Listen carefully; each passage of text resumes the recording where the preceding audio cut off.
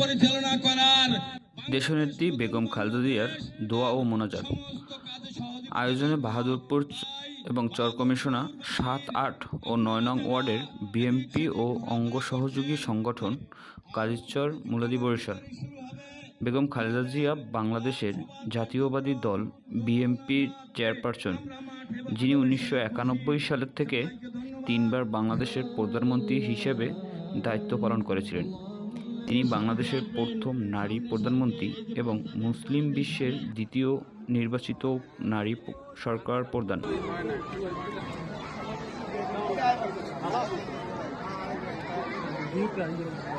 মহাকালের মহাসমাপ্তি ঘটিয়ে চলে গেলেন পরপারে ৩০শে ডিসেম্বর ২০২৫ সালে। বাংলার মাটি ও মানুষের কাছে তার রূহের মাগফিরাত কামনা করছি। আল্লাহ যেন তাকে বেহেশত নসিব করেন, আমিন। আমাদের সরকার ভাই আসতেছেন, আপনিও মঞ্চস্থলে চলে আসেন।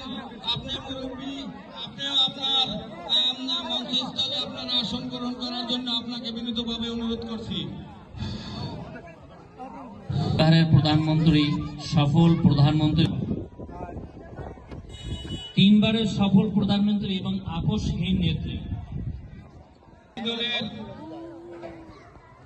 মুলাদি থানা শাখার সম্মানিত সদস্য ডাক্তার রফিকুল ইসলাম, আমাদের পূর্বের নেতৃত্ব কাদিরচর ইউনিয়নের সাবেক সাধারণ সম্পাদক জনাব মুসলিম উদ্দিন শিকদার উপস্থিত হয়েছে।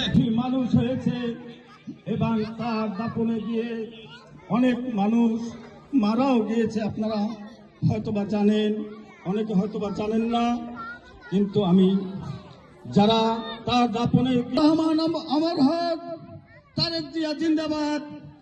আসসালামু আলাইকুম রহমতুল্লাহ।